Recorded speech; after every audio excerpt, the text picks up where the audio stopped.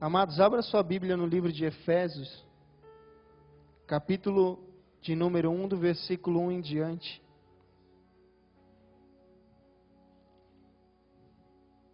Está depois de Gálatas.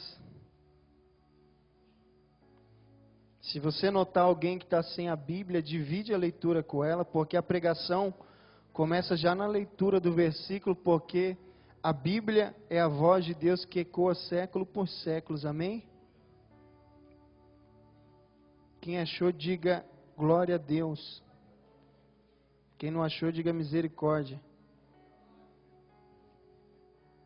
Vamos dar mais um tempinho aí. Você vai passando lá no Novo Testamento, Gálatas, Efésios, capítulo 1, versículo 1 em diante. Agora vai. Quem achou, diga amém. Amém. Glória a Deus. A palavra do Senhor diz assim: Paulo, apóstolo de Jesus Cristo, pela vontade de Deus, aos santos e fiéis em Cristo Jesus que estão em Éfeso. Graça a vós e paz da parte de Deus, nosso Pai e do Senhor Jesus Cristo. Bendito seja o Deus e o Pai de nosso Senhor Jesus Cristo, que nos abençoou com todas as bênçãos espirituais nas regiões celestiais em Cristo. Porquanto Deus nos escolheu nele antes da criação do mundo para sermos santos e irrepreensíveis em sua presença. E em seu amor nos predestinou para sermos adotados como filhos por intermédio de Jesus Cristo, segundo a benevolência da sua vontade, para louvor da sua gloriosa graça, a qual nos outorgou gratuitamente no amado. Nele temos a redenção, o perdão dos nossos pecados pelo seu sangue, segundo as riquezas da graça de Deus, e que ele fez derramar sobre nós com toda a sabedoria e entendimento.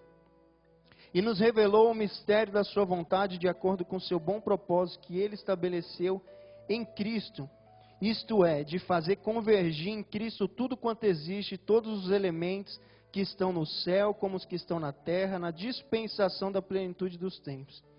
Nele fomos também escolhidos, tendo sido predestinados conforme o plano daquele que cria absolutamente tudo de acordo com o propósito da sua própria vontade, com o objetivo de que nós, os que primeiro esperamos em Cristo, sejamos para o louvor da sua glória. Nele igualmente vós, tendo ouvido a palavra da verdade, o evangelho da nossa salvação, e nele também crido, foste selado com o Espírito Santo da promessa, que é a garantia da nossa herança para a redenção da prosperidade de Deus, para louvor da sua glória. Fecha seus olhos por um minuto, deixa a sua Bíblia aberta.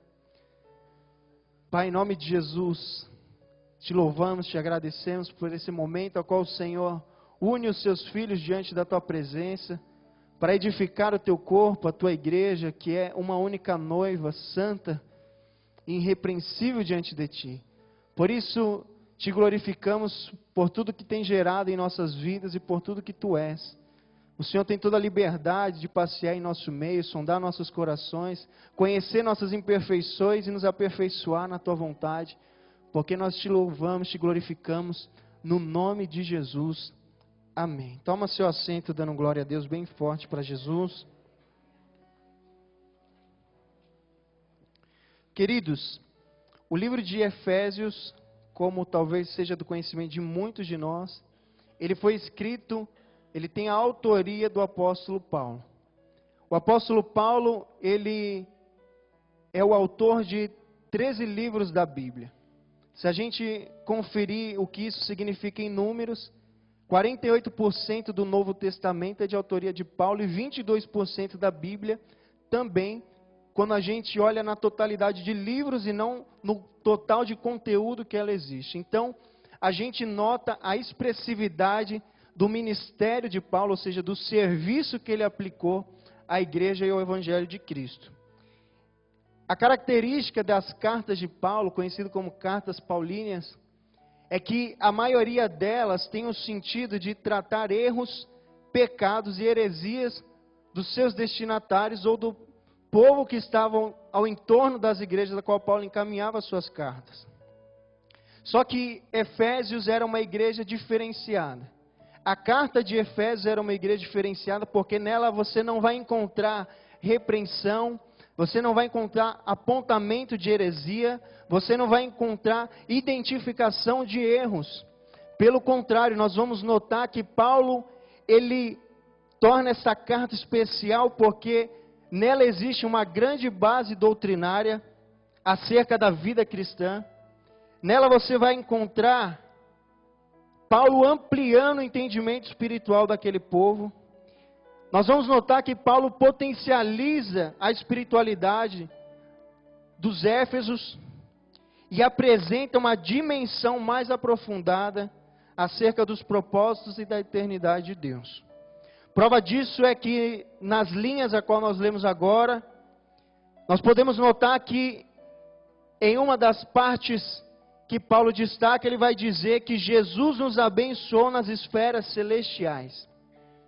Logo eu entendo que eu não devo mais correr atrás de bênçãos terrenas, porque existe algo reservado no âmbito celestial, na figura de Cristo, para mim e para você. A gente nota, ao continuar lendo, que ele diz que através do seu amor, ele nos predestinou a sermos adotados como filhos de Deus. Ou seja, eu não posso me considerar um erro do acaso ou uma obra do destino, porque uma paternidade divina me desejou e me anseiou, e eu sou fruto do desejo de Deus. Então talvez você entrou aqui frustrado, porque você não sabe o que você está fazendo da vida, você acha que você não tem origem e destino, mas eu venho te afirmar que Deus é a sua origem, Deus é o seu destino, e você não é uma obra de um erro, ou de uma falta de planejamento familiar, não. Ele te desejou, Ele te comprou pelo amor dEle como filho dEle. Amém? Então saia das suas crises existenciais e saiba que você tem um Deus que te enxerga como filho e se coloca como figura de pai na sua vida. Amém?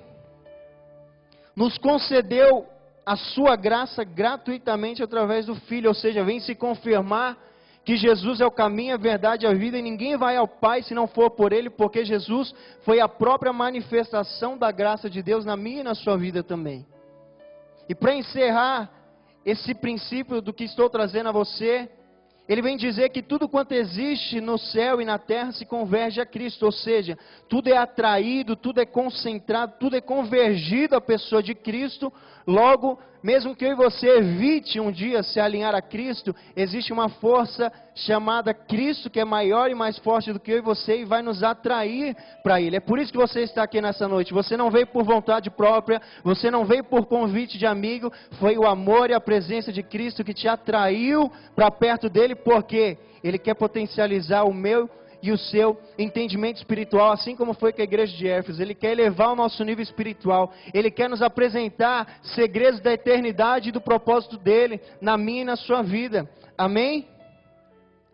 Só que uma coisa me chamou a atenção, quando eu lia os versículos do primeiro capítulo, que está no versículo de número 1, que essa carta, ela não é destinada apenas à igreja de Efésios, porque Paulo diz: Paulo, apóstolo de Cristo Jesus, pela vontade de Deus, aos santos que estão em Éfeso e fiéis em Cristo Jesus. Ou seja, você está aqui é porque você professa uma fé em Cristo. Você é fiel à pessoa de Cristo. Então, a Bíblia inteira, assim como está sendo revelada agora, ela é dirigida não somente para quem foi o destinatário principal na época que foi escrito, mas ela é destinada à igreja do Senhor, que somos eu e você. Amém? Outro versículo que me chamou a atenção, e é nele que nós vamos aprofundar nessa noite, está no versículo 4, eu quero que você leia comigo aí do seu lugar, não precisa ler em voz alta. Ele diz: como também nos elegeu nele antes da fundação do mundo, para sermos santos e irrepreensíveis diante dele em amor. Ou seja, existe uma afirmação sobre a minha e a sua pessoa, existe uma direção do que eu e você devemos ser. Existe uma vontade soberana de Deus sobre a minha e a sua vida, a qual nós temos que se comprometer para realizar. Quais? Eleição, santo e irrepreensível. O que é você ser eleito? É uma primazia de Deus, um posto divino que Deus, no seu amor, predestinou para mim e para você. É uma determinação dEle que flui na abundante graça dele sobre a minha e sua vida. Qual é esse posto? É o de ser santo, porque nós precisamos ser puro, aperfeiçoado e consagrado a Ele. De tal forma que eu seja irrepreensível, ou seja, Ele olhe para a minha vida e Ele não tenha o que repreender, porque eu estou ocupando uma posição que Ele predestinou para mim, que é de ser santo, santificado, viver em santidade. E Ele finaliza e diz em amor, ou seja, você não tem que ser santificado, viver em santidade por obrigação ou contra a sua vontade, mas em amor pelo que Ele é, em amor pelo que Ele representa para você, em amor porque antes dele te convocar a ser santo, Ele já era santo também. Amém? Em resumo, isso é acatar uma determinação de Deus para viver um alto nível de obediência que me mantenha no centro da vontade dEle. E o que é isso? O que é acatar uma determinação de Deus para viver um alto nível de obediência? É viver em santidade. Talvez você diga, essa palavra então não é para mim porque eu já sou santo o suficiente. E eu quero te dizer que em 1 João 8 diz, se dissermos que não temos pecado nenhum, enganamo-nos a nós mesmos e a verdade não está em nós. Ou seja, se você olha para você mesmo e diz que você não tem pecado nenhum, a verdade não está em você, logo você está mentindo. E para que nós estejamos na verdade, que é um atributo de Deus, nós precisamos olhar para nós mesmos e reconhecer os nossos defeitos, as nossas falhas, as nossas transgressões, porque isso abre a porta para que eu e você sejamos um filho de Deus em processo de santificação. Amém? Viver em santidade é uma convocação de Deus, não é um pedido, não é um favor que Ele te pede. E a gente confirma isso em 1 Tessalonicenses 4,7 que diz, porque Deus não nos chamou para a imundícia, mas para a santificação. Portanto, quem rejeita isso, não rejeita o homem, mas sim a Deus, que vos dá o seu Espírito. Ou seja, quando eu me recuso a me submeter em viver uma vida de santidade, eu estou rejeitando a pessoa de Deus, e logo eu estou me submetendo ao mundo. Mas quem se submete a Deus, rejeita o mundo e abre, como eu disse agora, um processo de progressão para viver em santidade. Então Deus não está pedindo um favor para você, Ele te convocou a ser santo. Ele preparou uma posição desde o princípio da eternidade para ser ocupada por você, que é de ser santo e irrepreensível diante dele. Só que a nossa geração, ela tem um conceito muito indevido acerca de santidade. E eu quero te convidar nessa noite a junto comigo desconstruir todos esses conceitos que talvez a religiosidade te ensinou na sua caminhada com Cristo. O primeiro deles, Charles Finney diz que a santidade não é um fenômeno do intelecto. O que isso quer dizer? Ela não é um fruto de uma mera decisão intelectual minha. Eu não decido simplesmente ser santo hoje e na virada da noite eu acordo santificado. Eu não produzo o efeito da santidade no meu intelecto, no meu raciocínio, na minha mente. E o que acontece nos dias de hoje é isso, as pessoas simplesmente se consideram santas. Ela diz, eu sou santa, eu estou em santificação, e isso faz com que ela jamais olhe para dentro de si para saber se realmente ela está vivendo em santidade. O fato dela determinar na mente dela, gerar a convicção de que ela é santa, inibe que ela realmente pratique uma vida de santidade, porque ela está conformada do jeito que ela está, apenas por uma decisão tomada na sua mente. E santidade não é fruto de decisão da mente. Eu vou te explicar isso. Também não é um sentimento. As pessoas confundem a sensação sentida no manifestar coletivo de Deus na igreja, o arrepio na epiderme, uma sensação boa de que o Espírito Santo de Deus falou conosco, se manifestou, como se estivesse altamente santificada também. Você vem para a igreja, você sai da igreja, você você participa de experiências que o Espírito Santo de Deus promove para nós dentro da igreja, e isso muitas vezes gera um sentimento de santidade na pessoa. Ela acha que porque ela sentiu a Deus, ela acha que porque Deus falou com ela, porque ela sentiu a presença, pela misericórdia de Deus, que ela está em um nível de santidade a qual exima ela de não se reavaliar também. Então santidade não é nenhuma decisão do intelecto, muito menos um sentimento que você possa sentir para te autoconfirmar isso. Muitas pessoas também confundem santidade com ato santo. Ato santo se difere de santidade. O que é um ato santo? O fato de você estar aqui na igreja, aos olhos da sociedade, você está praticando um ato santo. O fato de você louvar, dizimar tudo que você faz para Deus, que é santo, logo se torna um ato santo, mas isso não te tornou santo. Um exemplo disso é se a gente pegar a história de Caim e Abel. Aos olhos de Adão e Eva, os dois estavam lindos e bonitos lá, ofertando a Deus. Só que aos olhos de Deus, que conhece a essência do ser humano que Ele criou, Ele viu que dentro de um tinha primícia, amor e bondade, e no outro tinha iniquidade, ou seja, aquilo que vai contra a moralidade de Deus. Então, talvez aos olhos da sociedade a gente pode até se portar como santo, mas e aos olhos de Deus, como é que Ele tem nos enxergado em nossa vida de santidade com Ele? Porque aos olhos humanos o ato santo pode parecer que se pratica uma vida de santidade, mas aos olhos de Deus é revelado realmente quem nós somos por dentro. E fazer o que é certo tem feito as pessoas não se avaliarem mais por dentro.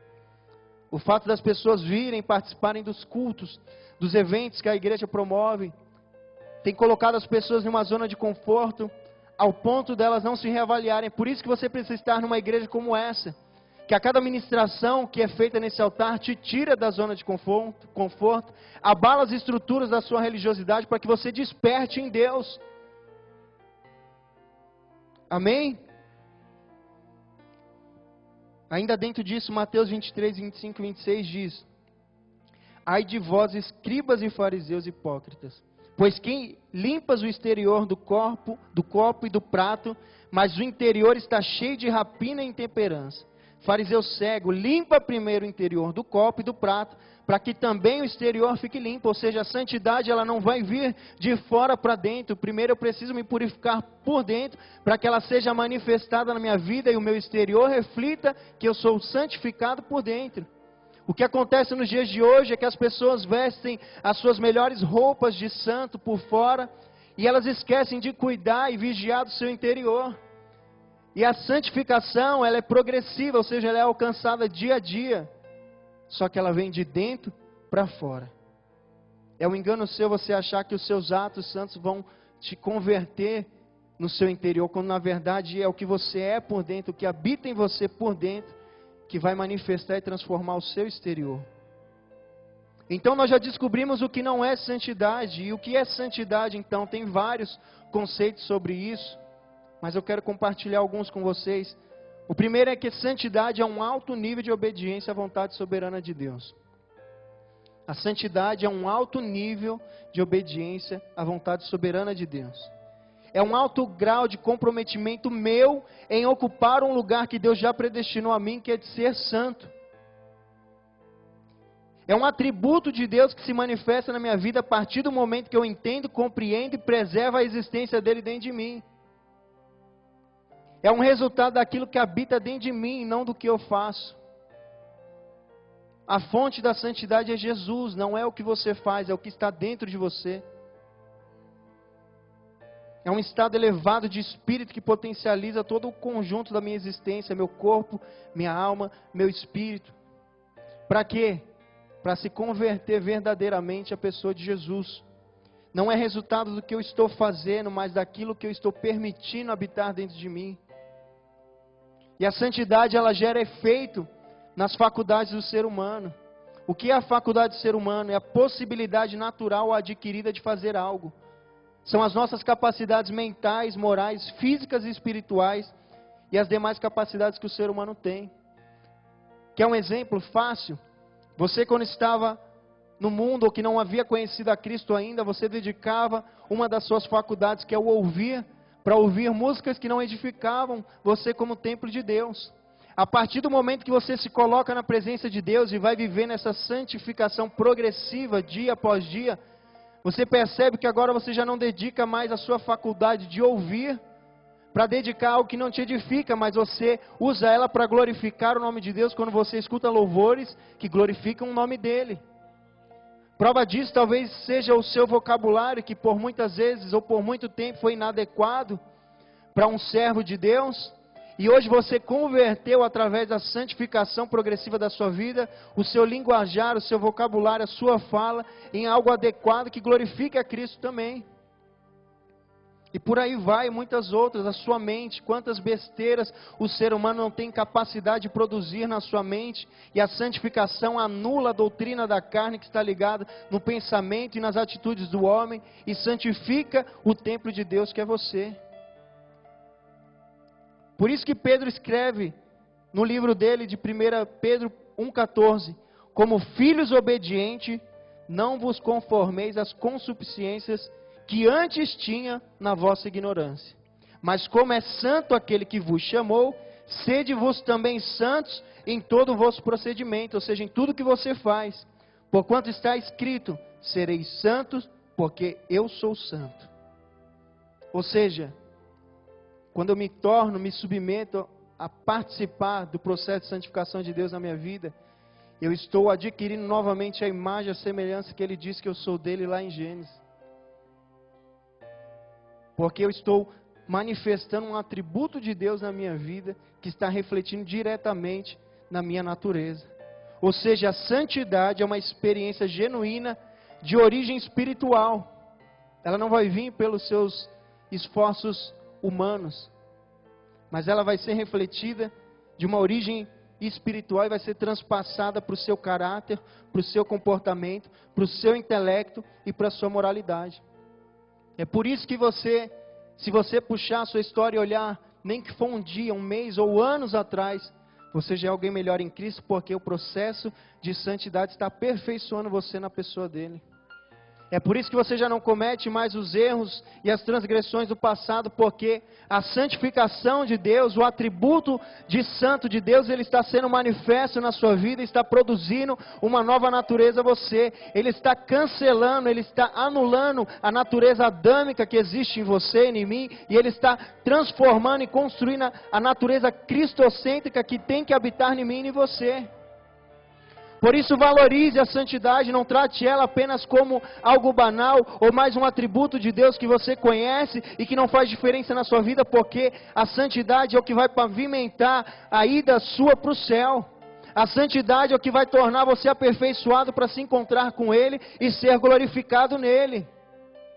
A santidade não é apenas um verbo que é falado dentro das igrejas. Não, a santidade é uma vida que precisa ser vivida por você, através de um alto nível de obediência à vontade de Deus. Amém?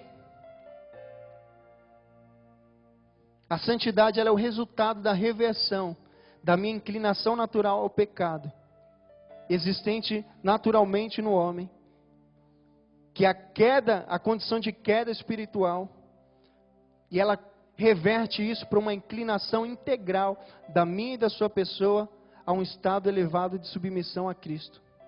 Ou seja, você já nasce no pecado, porque essa é a condição do homem. Nós já nascemos numa condição de queda. E aí a santidade ela ajuda a reverter tudo isso e vai nos posicionando, como o próprio louvor diz, como filhos de Deus, porque nós vamos convertendo a nossa natureza. Eu vou deixando de estar inclinado à natureza do pecado e eu vou me inclinando à pessoa de Cristo. Ou seja, eu vou me converter na soberania de Deus como Senhor e Salvador da minha e da sua vida.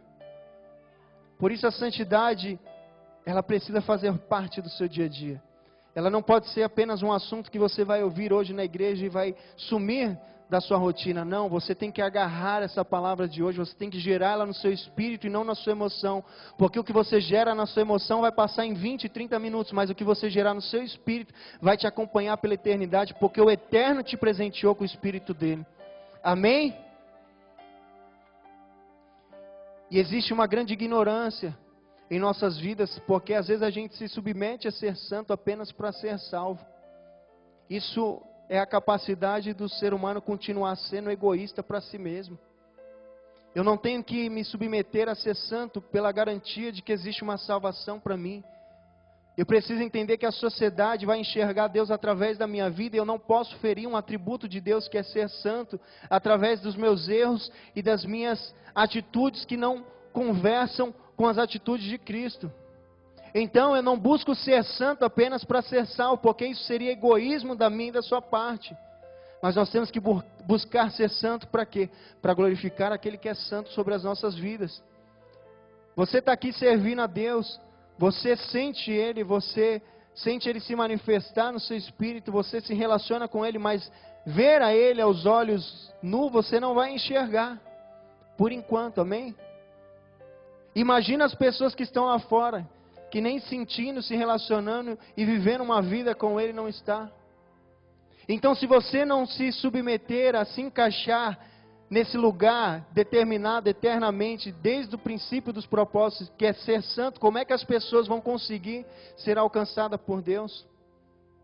O que atrai a pessoa para a presença de Deus não são as programações da TV que você vê e que você enxerga falando várias coisas acerca de Cristo, a qual muitas nós rejeitamos.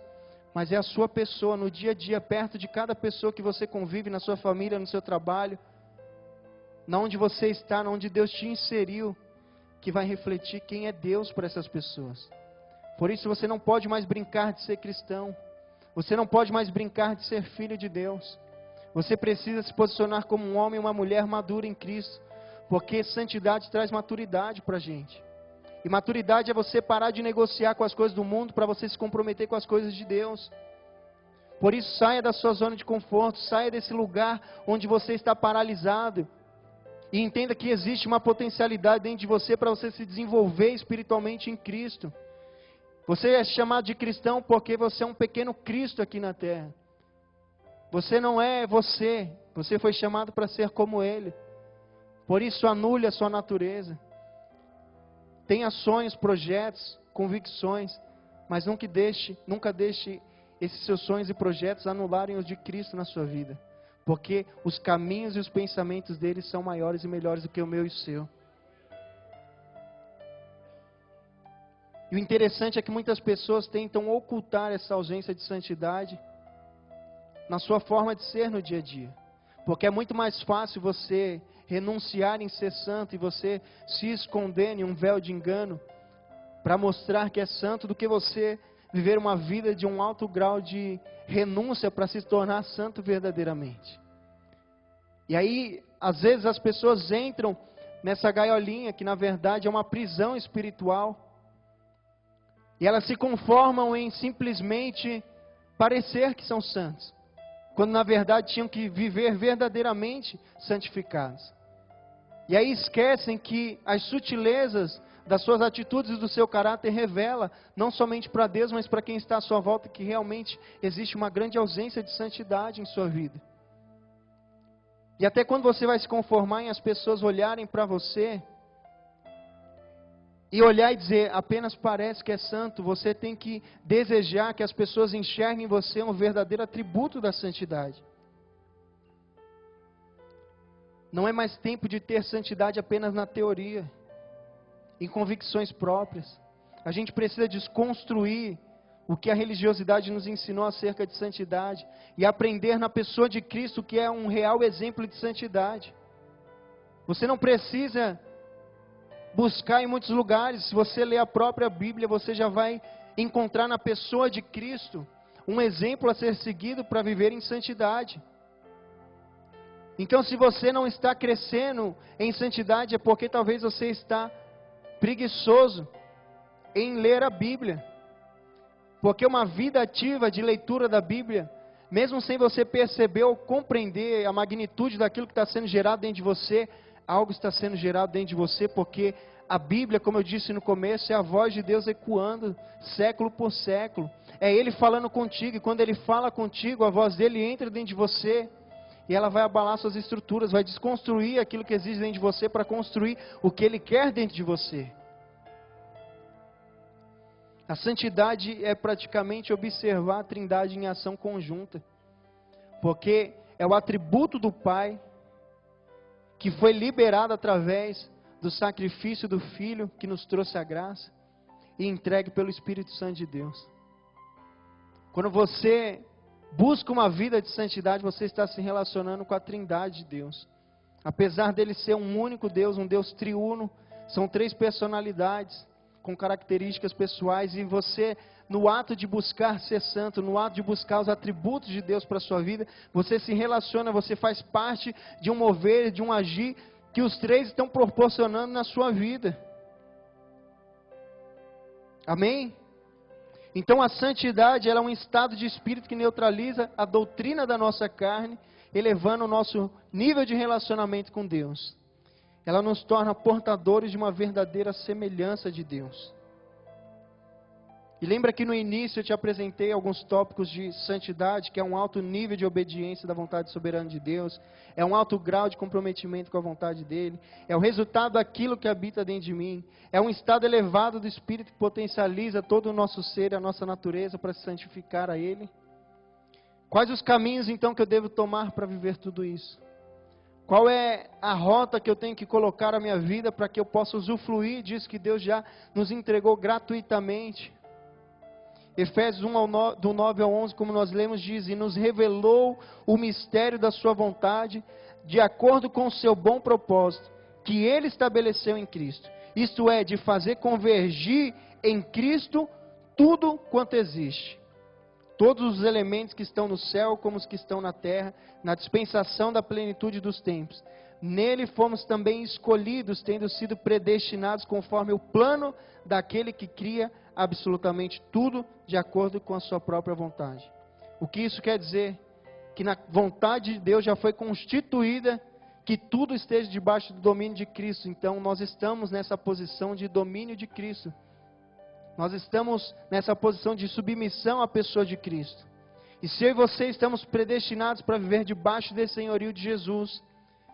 E aí você me pergunta o que isso tem a ver com a palavra. O caminho para a gente seguir e desenvolver a santidade em nossa vida, como eu disse, é através da obediência. Quem que você vai obedecer? A palavra de Deus. E por que você tem que obedecer a palavra de Deus? Porque você foi elegido e guiado por Ele, centralizado na vontade dEle. E se o próprio Jesus te atrai para viver com Ele, Ele mesmo se responsabiliza de desenvolver isso em mim e em você. Por isso ser santo não é uma obra sua, mas é uma obra dEle na sua vida. E se você não vive santidade, porque você está impedindo que Ele faça a obra dEle no seu viver. João 1 diz: no princípio era o verbo, e o verbo estava com Deus, e o verbo era Deus. E Ele estava no princípio com Deus, e todas as coisas foram feitas por Ele, e sem Ele nada do que foi feito se fez. Ou seja, se eu tenho que obedecer a palavra, eu estou debaixo de uma convergência que me atrai para Cristo. Eu noto que se eu tenho que obedecer a palavra, eu estou obedecendo ao próprio Cristo, porque Ele era o verbo desde o princípio. Sem Ele nada do que foi feito seria feito. E a gente percebe isso em Gênesis 1 ao 3, que diz: no princípio criou Deus o céu e a terra era sem forma e vazia, e havia trevas sobre a face do abismo, e o Espírito de Deus se movia sobre a face das águas. E disse Deus, palavra, e disse Deus: haja luz e houve luz. Ou seja, se Ele era o verbo, estava no princípio, e tudo que foi criado foi por intermédio dEle. E em Gênesis diz que Deus disse: haja luz e houve luz, é porque Ele é a palavra que transforma qualquer ambiente. Por isso a sua vida hoje pode estar até parecendo uma face do abismo, mas se você permitir Ele entrar na sua vida, se você obedecer a palavra dEle, Ele vai te transformar naquilo que Ele desejou para você. Ele vai transformar a sua vida numa essência que agrade aos olhos dEle. E se Ele é a palavra que transforma, e a gente transfere tudo isso novamente para Ele, nós vamos ver que nós temos que obedecer a Ele, porque Ele vem até mim quando eu obedeço a Ele. João 14, 23 diz: Jesus respondeu, disse-lhe: se alguém me ama, guardará minha palavra, e o meu Pai o amará, e viremos para Ele, e faremos nele morada. Eu disse aqui em um trecho da mensagem que não é o que você faz que te torna santo, mas é o que habita dentro de você. É o que está dentro de você, ou seja, quando você obedece a palavra, que é o próprio Cristo, Ele e o Pai vêm fazer morada dentro de você. Então a sua obediência a Ele, o seu grau elevado de obediência faz com que você se torne uma morada de Deus Pai, Deus Filho e Deus Espírito Santo. Ou seja, você se torna uma propriedade única e exclusiva dEle, através da obediência da palavra que é Cristo. João 14, 21 diz: aquele que tem os meus mandamentos e os guarda, esse é o que me ama, e aquele que me ama será amado de meu Pai, e eu o amarei e me manifestarei a ele. Ou seja, além de eu obedecer e atrair a presença dele para habitar dentro de mim, ela se manifesta no meu ser, ela se manifesta no meu viver. É por isso que a santidade é um reflexo daquilo que está dentro de você. Primeiro você obedece a palavra, você atrai ele para habitar dentro de você, ele se manifesta em você, e em você é refletido o que ele é, na soberania e na perfeição dele. Você está entendendo que não adianta você somar esforços humanos para se tornar santificado, porque a santidade é o reflexo daquilo que habita e se manifesta dentro de você. Então, se não está tendo manifestação de santidade, é porque tem outra coisa habitando dentro de você. E se essa é a sua condição, eu tenho boas notícias, porque na presença dele tudo é transformado, e ele vai remover toda a impureza que existe dentro do meu e do seu ser, para inserir dentro de nós os valores e os princípios dele, e manifestar nas nossas vidas os atributos da perfeição dele. É por isso que nós se tornamos aperfeiçoados nele, porque ele manifesta em nossas vidas a perfeição que ele carrega como Deus soberano de nossas vidas. Então andar em santidade não é nunca errar. Ele diz: aquele que guardar os meus mandamentos, não é aquele que conseguir obedecer todos os meus mandamentos. Guardar é você se comprometer com aquilo. Então, se porventura você peca, você erra, e você desanima de tentar progredir novamente em santidade, não pare, porque ele diz: aquele que guarda, ou seja, guardar tem o significado de você se comprometer, ao ponto de você gerar arrependimento genuíno e verdadeiro, de você começar novamente para glorificar a Ele. Por isso, as pessoas podem olhar para você e dizer que você não vai mudar, que você não vai crescer, que você não vai ser diferente, mas a palavra de Deus diz que se você guardar os mandamentos dEle, Ele virá sobre você e se manifestará sobre você, e você vai se tornar como Ele. Por isso, não se apegue ao que as pessoas pensam ou dizem sobre você, mas se apegue àquilo que o Senhor olhou para você desde o princípio e te amou primeiro, te elegeu primeiro, te predestinou para ser a imagem e a semelhança dEle. Amém? Por isso a santidade ela é progressiva. Então, o seu compromisso é não retroceder, porque se ela te progride a ser santificado, você tem que se comprometer a não retroceder, para não paralisar a obra de Deus na sua vida. E a cada dia que você se firma como habitação de Deus, a cada dia que você se compromete em obedecer à soberana vontade de Deus, você vai se firmando como habitação do templo do Senhor. Você vai garantindo e firmando que Ele habite dentro de você e que Ele se manifeste em você. E aí de quebra você não ganha somente a santidade, mas todos os atributos dEle é manifestado dentro de você, como a graça dEle, a bondade dEle, a misericórdia dEle, a compaixão dEle. E é por isso que você vai se tornando parecido com Ele. Amém? Se coloca de pé, querido. A santidade não é uma decisão da sua mente, nem um sentimento seu. Ela não é a consequência de um ato santo, mas ela é o reflexo daquilo que habita dentro de você. A partir de hoje, você precisa entender que você é propriedade exclusiva de um Deus que é maravilhoso. A partir de hoje, você precisa se posicionar como um homem e uma mulher maduro e parar de negociar com aquilo que desagrada a Deus. Não rejeite aquilo que Deus preparou para você, porque senão você se submete àquilo que não está preparado para você. Aumente o seu nível espiritual, expanda seu entendimento, tenha intimidade e relacionamento com aquele que habita dentro de você, porque vai chegar um momento que você já vai estar pensando e agindo como Ele. Vai chegar um tempo que você já vai estar agindo em conformidade com a vontade dEle. Por isso você tem que sair da sua zona de conforto hoje. Eu não vou te chamar para vir aqui à frente. Você vem se você sentir do seu coração. Mas eu já estou aqui na frente e eu creio que Deus Ele tem algo novo para mim e para a sua vida. Eu não quero me conformar com o nível de santidade que eu já alcancei, porque Ele é infinito, e quanto mais eu buscar nele, mais eu vou encontrar nele, porque Ele é infinito na sua graça, Ele é infinito no seu amor, e foi o amor dele que te atraiu aqui nessa noite, para que Ele virasse uma chave dentro de você, para que Ele transformasse o seu interior. Não seja como o copo que Jesus denuncia na Bíblia, que está limpo por fora, mas por dentro carrega imundícia. Seja santo, purificado e separado por dentro, para que o seu exterior seja um reflexo de uma vontade de Deus sobre você, de um propósito eterno que você faz parte. Por isso que Efésios é uma carta diferente, porque através do que é certo, ela denuncia o que nós podemos praticar de errado, mas ela vai além e nos dá um destino a seguir para a gente se aperfeiçoar e se alinhar a Ele. Feche seus olhos, vamos adorar o Senhor. Enquanto você adora Ele, Ele vai te transformar por dentro, Ele vai te curar por dentro. Se você quiser vir aqui à frente, receber oração de algum pastor, fique à vontade, você está na casa do Pai. Os filhos têm liberdade na casa do Pai, amém? Adore a Ele.